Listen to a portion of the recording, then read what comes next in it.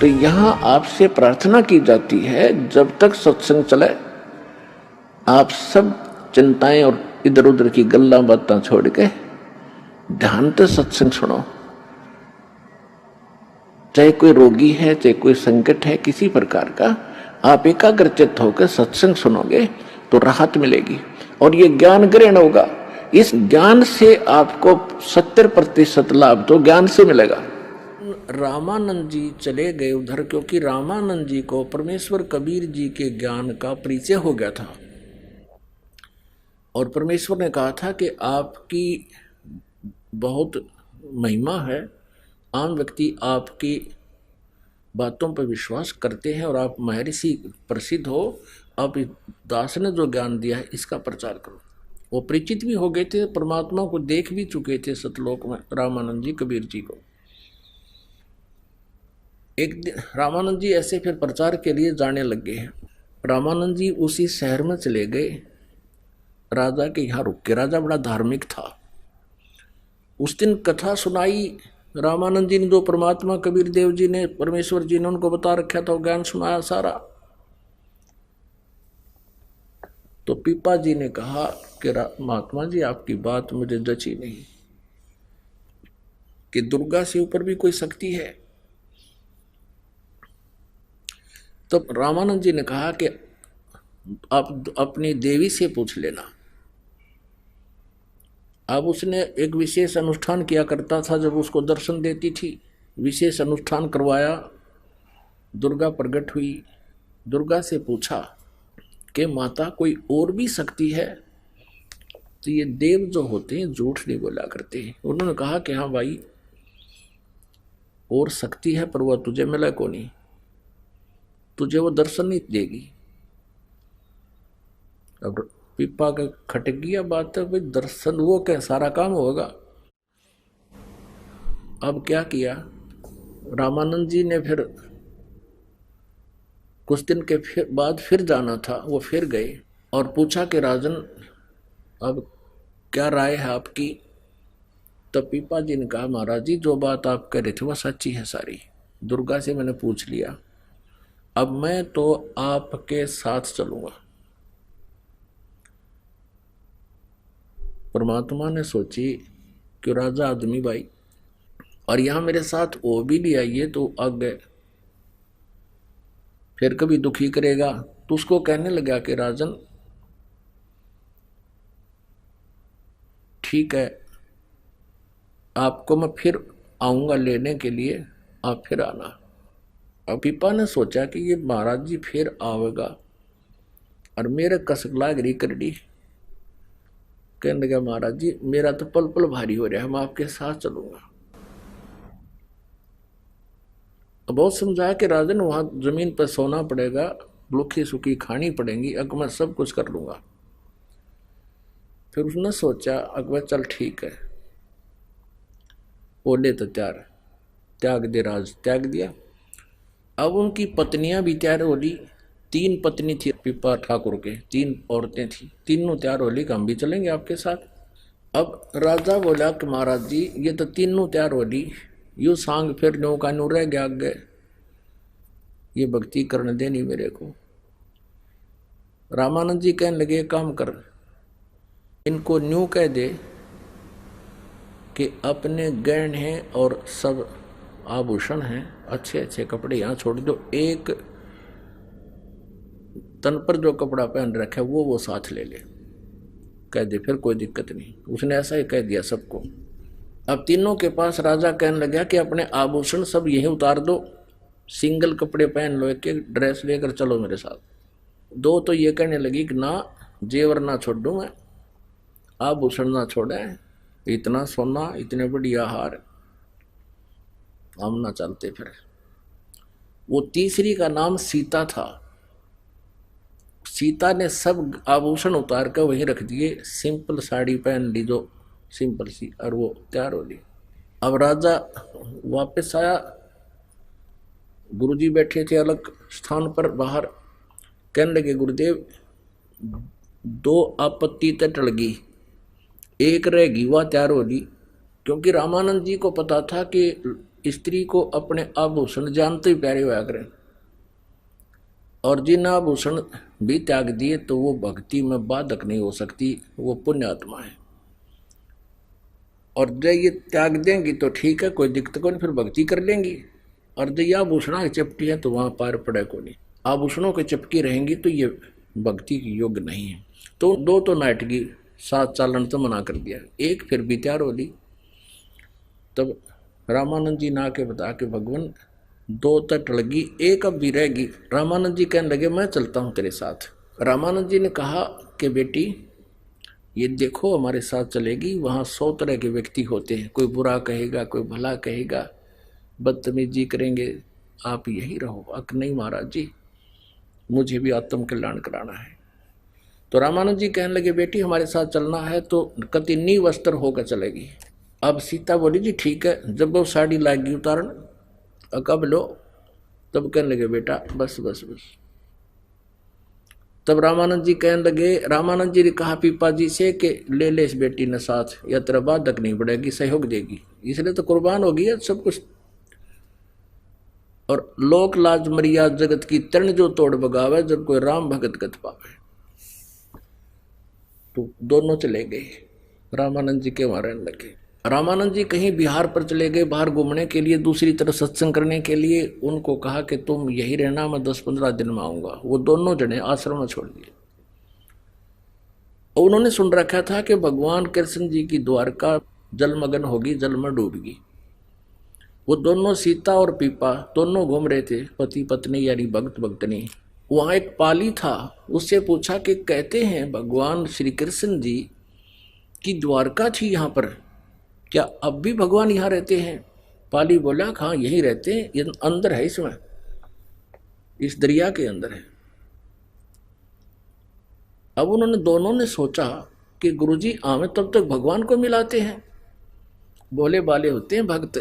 उसने कम्मे आदमी की बातों में विश्वास कर लिया कि यहाँ है भगवान की द्वारका, नीचे ग्वाल बाल भी है वहां पर, खूब खेलते हैं वहां पर। उन दोनों ने सलाह मिला ली, गुरुजी आमे तब तक अब तक यहाँ भगवान से मिलाते हैं। चलो, दोनों ने सोचकर कदम छलांग लगा दी दरिया में। अब परमेश्वर कबीर देव जी ने उस दरिया के अंदर ही द्वारका रच दी उन भक्तों के लिए।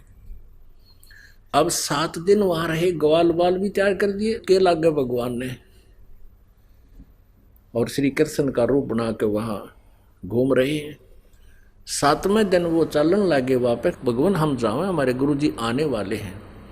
तब कहते हैं श्री कृष्ण रूप में परमेश्वर पूर्ण ब्रह्म ने एक अंगूठी निकाल कर दे दी और पीपा जी को परा दी। उस पर लिखा था कृष्ण। अब कहते हैं क्रय करावा साइया, कबीर परमेश्वर ही तीनों लोकों में प्रवेश करके सबका धारण पोषण करता है, यानी सबका जो भी कार्य है वही करता है। अब वो स्वयं अपनी महिमा नहीं कराता। अब उधर से क्या था, जब उस पाली ने देखा कि 2 वो साध्वी और साधु भगत भक्तनी दरिया में डूब कर मर गए और खेतों में काम कर रहे थे, वो उनको आवाज लगाई कि भागियो भागियो। वो बाजे आए 10-20 आदमी। क्या हो गया कि भगत और भगतनी डूब गए नीचे। कैसे डूब गए कि मेरे से पूछ रहे थे द्वारका है यहाँ, मैंने वैसे मजाक कर दिया कि यहाँ है। उन्होंने आपस में सलाह करी चलो भगवान के दर्शन कराते हैं, दोनों छलांग लगा के डूब कर मर गए। तो उन खेतों और व्यक्तियों ने कहा रहे तेरा भलाओ, तनियो के कर दिया नालायक, साधु संत भोले बाड़े व्या करें। वो बहुत दुख पाया, भाई बड़ी गलती बनी है। तो अब 7वें दिन वो पाली वहीं घूम रहा और पश्चाताप कर रहा कि के बनी। वो दोनों निकले नीचे तक। अब वो डर गया कि भूत कितना है गे। पाड़ी ने सोचा भाई यू क्या, ये तो कति साथ में आखड़े हो, एकदम भागण जोगा भी ना रहा। फिर कहा रे हिम्मत सी करके कहा कि आप जीवित कैसे हो गए? वो कहने लगे आप मरे कहाँ थे कि दरिया में डूबे नहीं तुम। डूबे वो जो भगवान का भक्ति नहीं करता। हम तो भगवान से मिलकर आए हैं, श्री कृष्ण के साथ घूमे फिरे, वहां ग्वाल बालों से खेले कूदे। अब उनको निकला देख के उन्हें फिर आवाज लगा दी भाजो भाजो बाबा बाबा। वो दोनों जीवित पा गए, वो फिर भागे। और दूसरे उन्होंने पूछा सचमुच तुम कहाँ गए थे, 7 दिन जीवित कैसे रहे? वो कहे हम मरे ही नहीं। तो उनका विश्वास क्यों कर हो तो भगवान ने इसलिए वो अंगूठी दी थी कि विश्वास हो जाएगा। अंगूठी वो सोना के आसपास भी को नहीं, वो सोने की नहीं, ऐसी धातु की थी, अन्य धातु की। दिखाया, देख भगवान ने ये अंगूठी दी है, यहाँ तो ऐसी धातु भी नहीं है। उस पर कृष्ण नाम लिखा था, सबका विश्वास हो गया।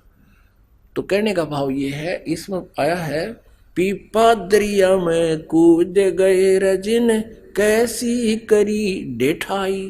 ढेठ यानी कितनी हौसला किया, ढेठ माने कितनी जो है हिम्मत करी। पीपा दरिया में कूद गए रजिन, कैसी करी ढेठाई। वो नर पाड़ा जीत गए रजिन, सिर धड़की बाजी लाई। नर वो पाड़ा जीत गए रजिन, सिर धड़की बाजी लाई। कह मंगलानंद चेतियो, तुम सोच समझ मेरा भाई। बिन चेते झूठा शोर है कुछ, जाइयो रे शुक्र मुकर के। कुछ जाइयो शुक्र मुकर के, कुछ जाइयो रे शुक्र मुकर के। लागी का मार गे और है लग चोट काल जा करके। तो इसीलिए कहा कि कुछ अच्छे काम करके जाइए, संसार छोड़कर तो जाना ही तुम्हें पड़ेगा। तो कहने का भाव ये है कि परमात्मा पाने के लिए हम योगों से भटक रहे हैं। अब ऐसी ऐसी साधनाएं भी कर ली, परमात्मा ने ऐसी लीलाएं भी दिखा दी, तो भी मोक्ष नहीं था जब तक वो कबीर परमेश्वर की शरण में नहीं आए और इस सत साधना उनको नहीं मिली जो आज आपको मिली। इसी से मोक्ष होगा, इसी से संसारिक सुख होंगे। अब ये पीक टाइम था, वहां कुछ भक्ति उनकी कराकर परमात्मा लाते रहे। कहते सोचल छिदर मैं करूं अपने जन के काज। शेख फरीद के पास पहुंच के उनकी भक्ति बढ़ा दी, सत भक्ति करवाई। तो पुण्यात्मा आपके ऊपर कितनी मेहर मालिक की, वो सतनाम और असली नाम सीधे ही मिल रहे हैं आपको। किसी प्रकार का कोई विशेष प्रयत्न नहीं, आपके पास संदेश भिजवा रहे हैं परमात्मा, क्योंकि ये पीक टाइम आ गए, ये प्राइम टाइम है उस परमेश्वर के पाने का, या बिचली पीढ़ी का समय है। इस समय जिसका मानव शरीर है वो पुण्यकर्मी प्राणी है, उससे भी पुण्यकर्मी वो है जिनको परमात्मा का यू मार्ग मिल गया। उनमें से आप हो। धन्य आपके माता पिता जिनसे जन्म हुआ। बोलो सतगुरुदेव। परम पिता परमात्मा पूर्ण ब्रह्म सर्व सृष्टि रचनहार कुल मालिक कबीर परमेश्वर जी की असीम कृपा से इस घोर कलयुग के अंदर आप जी को ये तत्व ज्ञान सुनने को प्राप्त हुआ।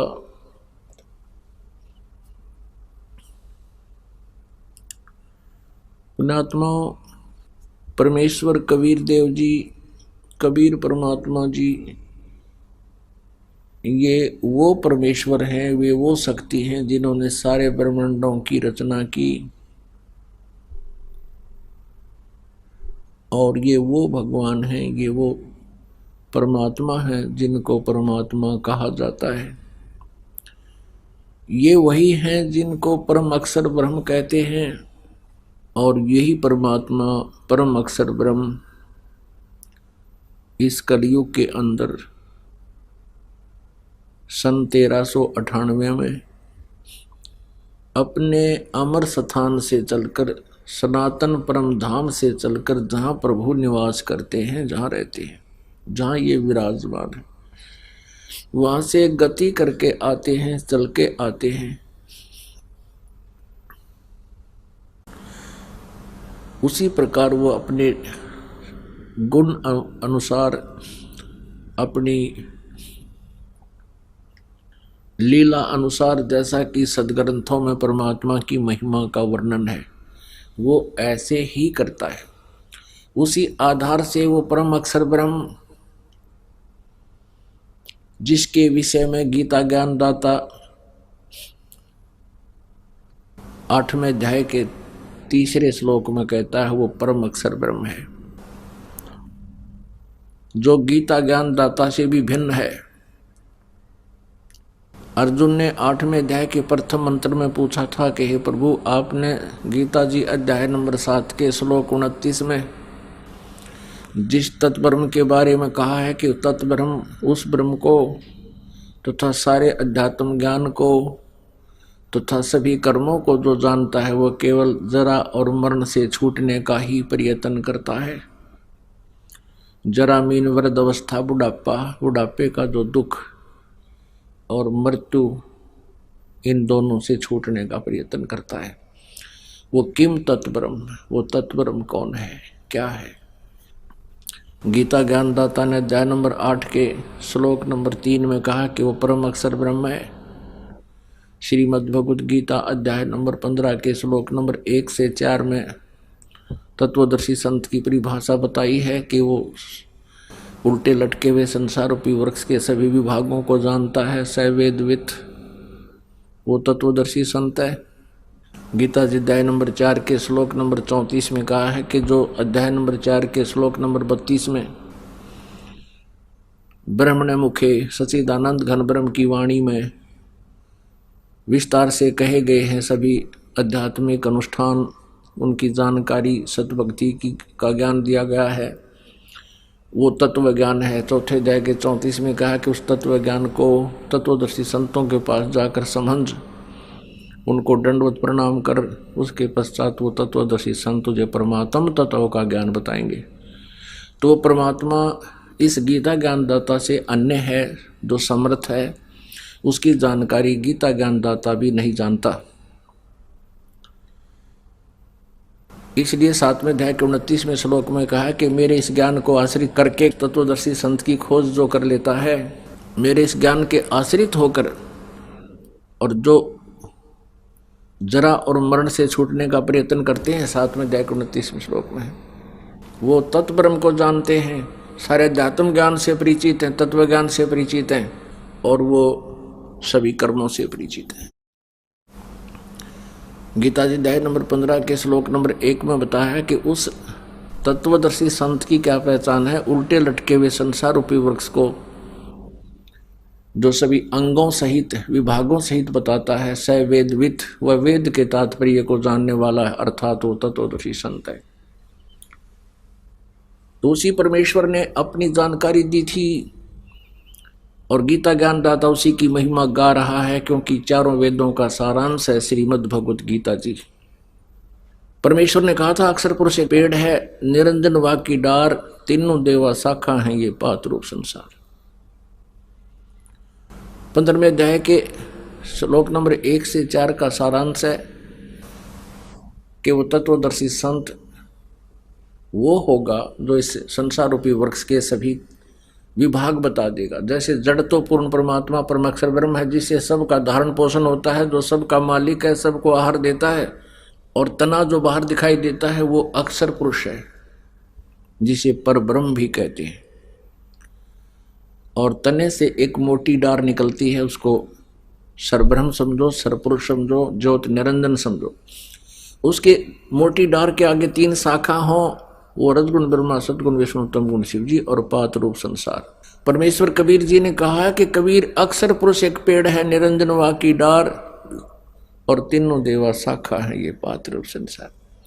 तो वो परमात्मा स्वयं ही तत्वदर्शी संत की भूमिका करने के लिए सतलोक से चलकर आते हैं, अपने सनातन परम धाम से, जहाँ वो रहते हैं, जहाँ प्रभु का स्थान है, धाम है, निवास है, और फिर वही आकर के यथार्थ ज्ञान देते हैं। अन्यथा यहाँ के स्वामी ने, ब्रह्म ने, इस अध्यात्म ज्ञान को पूर्ण रूप से छुपा दिया, नष्ट कर रखा है। लोक वेद दंत कथा सुनवा कर सभी पुण्यात्माओं को भ्रमित करवा रखा है अपने नकली दूतों से।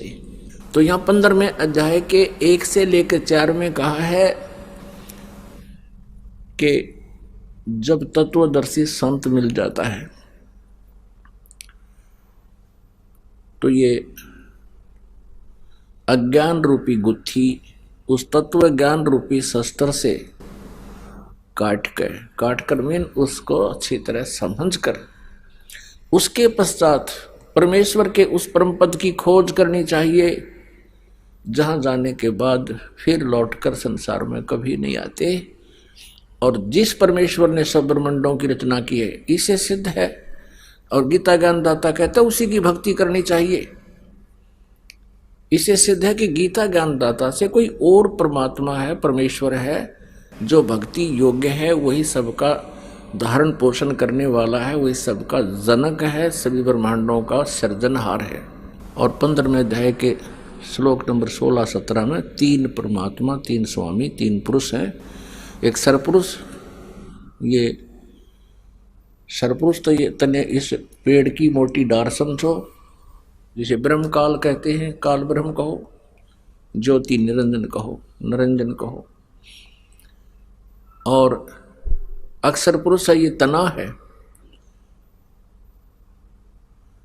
तो ये अक्षर पुरुष ये ब्रह्म है। और मूल जो संसारूपी वृक्ष की एक दो जड़ है जहाँ से सबको आहार मिलता है, सारा पेड़ हरा भरा रहता है, वो है परम अक्षर ब्रह्म। गीता जी अध्याय नंबर 15 के श्लोक 17 में जिसके विषय का है कि उत्तम पुरुष तो अन्य परमात्मा इति उदाहरते हैं। इन ऊपर वर्णित 16 श्लोक में, 15वें अध्याय के 16 श्लोक में गीता जी में जो 2 पुरुष बताए हैं, सरपुरुष और अक्षर पुरुष, इन दोनों पुरुषों से कोई और है उत्तम पुरुष, श्रेष्ठ पुरुष, पूर्ण परमात्मा। जैसा कि परसों आपको यही ज्ञान दिया गया था पूर्ण रूप से, लेकिन आज थोड़ी सी भूमिका बनाने के लिए बताया जा रहा है। तो वही सबका धारण पोषण करता है, वही तत्व ज्ञान प्रदान करता है, और वही वास्तव में परमात्मा है, वह वास्तव में अविनाशी है। तो वो परमेश्वर सतलोक से चलकर आए थे सन 1398 में।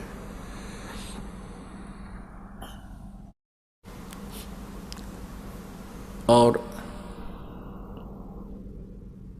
काशी शहर में लहरतारा नामक एक तालाब के अंदर विकसित कमल के फूल पर वो परमात्मा नवजात शिशु का रूप धारण करके विराजमान हुए थे। ऐसी लीला वो प्रत्येक युग में करते हैं।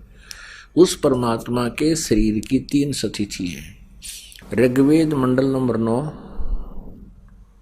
सूक्त नंबर 1, मंत्र नंबर 8 में और 9 में ये स्पष्ट किया है कि उस परमात्मा को उग्र गतियां प्रेरणा करती हैं, और जिस कारण से यानी जब परिस्थितियां बहुत खराब हो जाती है इस पृथ्वी पर, धर्म का नाश हो जाता है, अधर्म की वृद्धि हो जाती है, उस समय वो परमेश्वर आते हैं और भासमान शरीर को वो प्राप्त करते हैं, यानी सुंदर शरीर होता है देखने योग्य।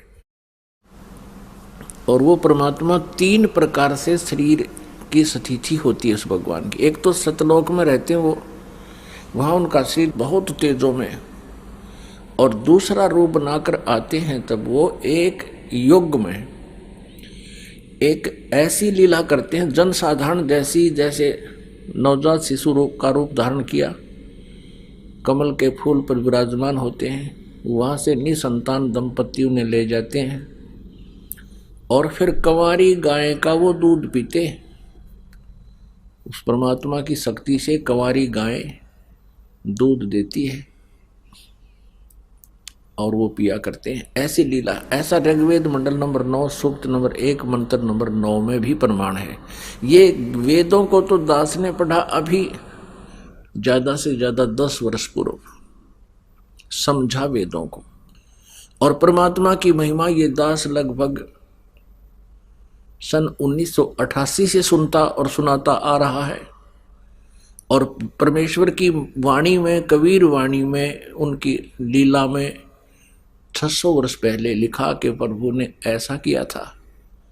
तो परमात्मा ही ऐसी लीला करता है, इसके गवाह हमारे वेद हैं, वेदों में भी यही गवाही है।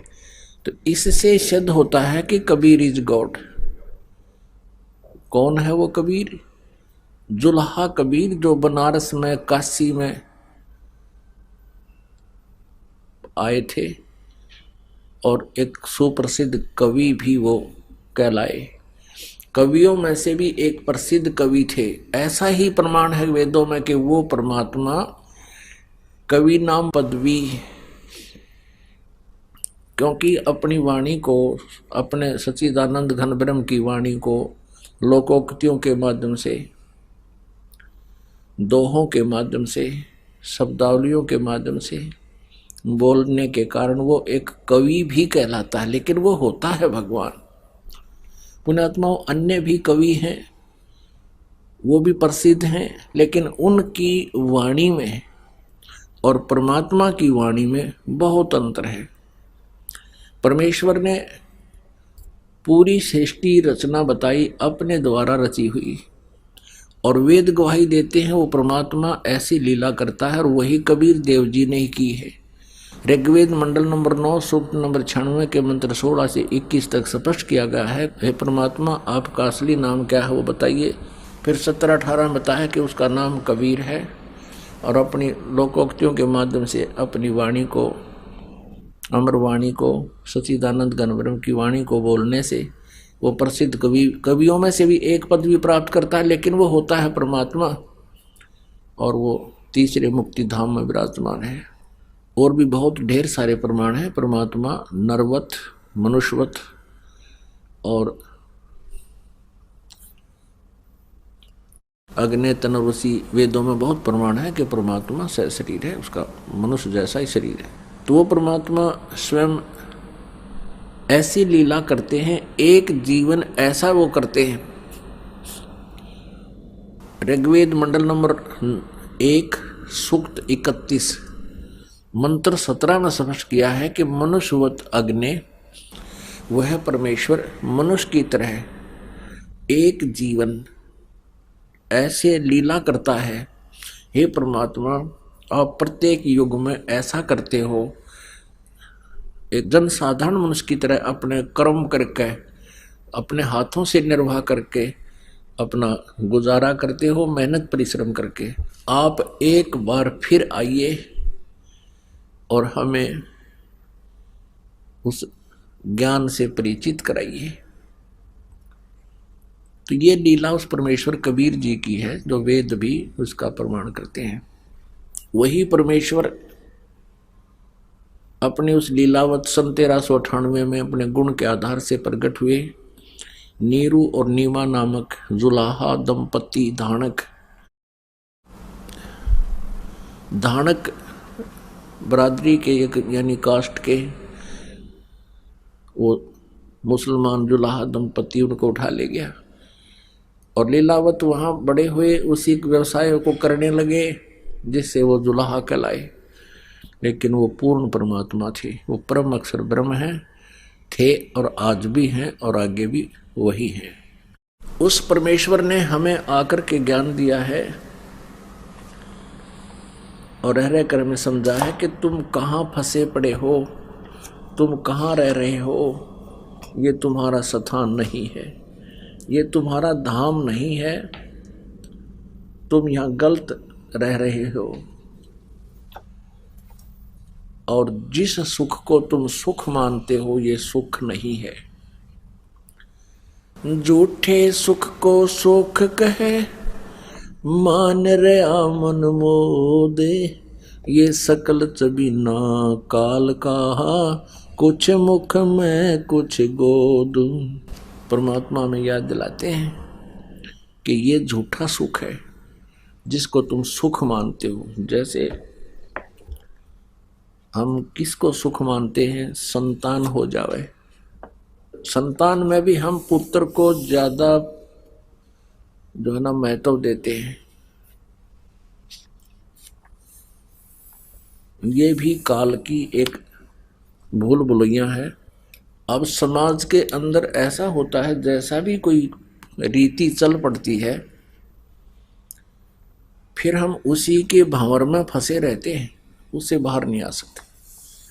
परमात्मा की कृपा होती है किसी साधु संत पुण्यात्मा के ऊपर, भक्त पर, या मालिक स्वयं आकर के उस भंवर से हमें निकालकर अच्छी दिशा देते हैं। तो यहाँ परमात्मा कहते हैं कि बेटा और बेटी में कोई अंतर नहीं होता, क्योंकि परमेश्वर जो करता है उसका काम कोई भी निष्प्रयोजन नहीं होता।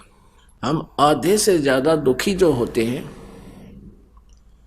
अपने द्वारा बनाई हुई इस काल प्रेरणा से, परंपराओं से दुखी होते हैं।